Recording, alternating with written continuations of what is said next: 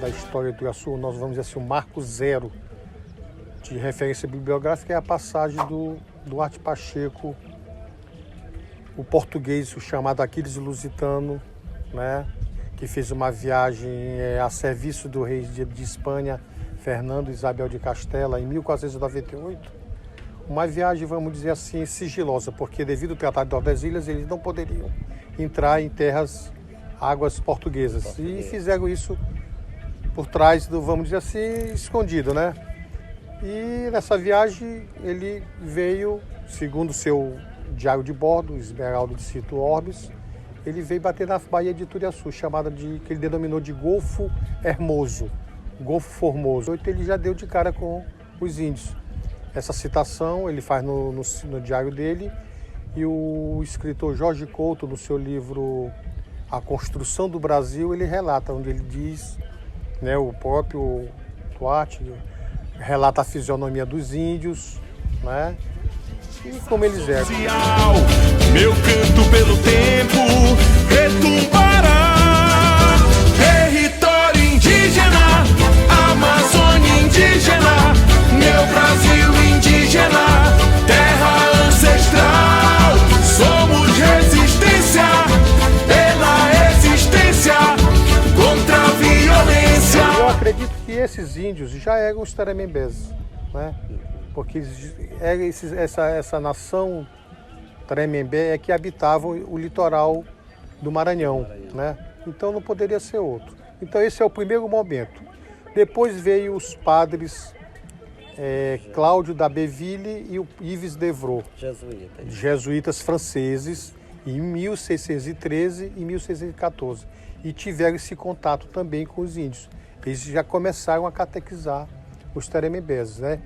E também foi em Ituriaçu, a região mais próxima aí do litoral, né? Então eles tiveram esse contato e é narrado também nesse livro.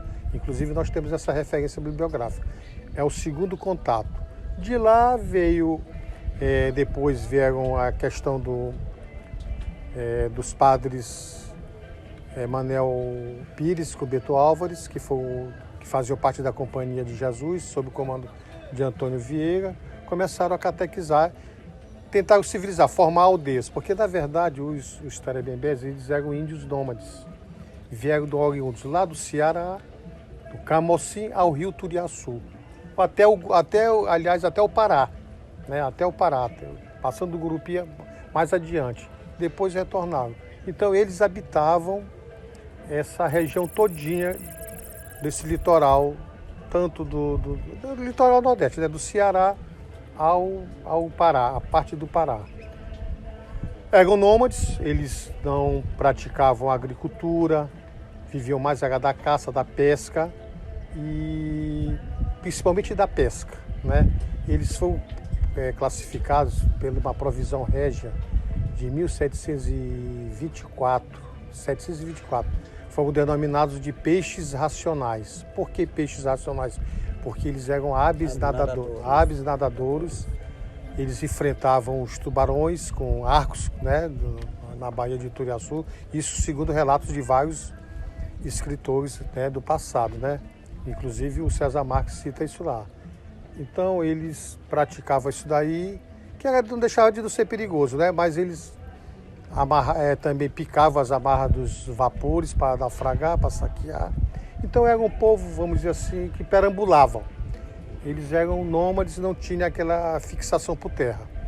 O seu modo de viver era na beira das praias, como o Yves Devreux diz, lá pertinho da Ilha de Santana, nas árvores secas, nas areias, é lá que eles se acomodavam, né? Então eles não tinham aquele tipo de aldeia formada fixa, aquelas aldeias não. Eles dormiam na terra, né? E debaixo de cajueiros, de manguezais, e assim era a vida deles, os costumes dele, né?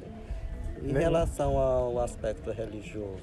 O religioso, nós sabemos que os indígenas, eles são politeístas, né? Eles não têm aquela divindade única, né? Eles não têm aquela divindade única. E os Tremembés estão incluídos nessa mesma linha, né? Eles têm a dança deles sagrada, que é o chamado Torém, que eu ainda estou me aprofundando mais ainda muito nessa pesquisa, né? E eles praticavam outro tipo de danças, rituais assim quase normais, geralmente noites de luar, né? Onde eles se reuniam, né? E era isso, eles não tinham só uma divindade fixa, eles acreditavam no sol, na lua, outras entidades da natureza, né? Aquela coisa dos indígenas mesmo que nós temos ainda na cultura indígena do Brasil.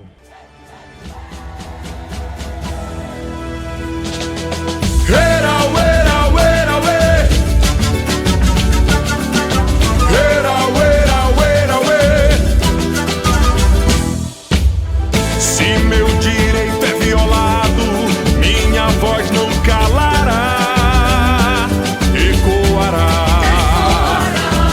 Eu luto por justiça social, meu canto pelo tempo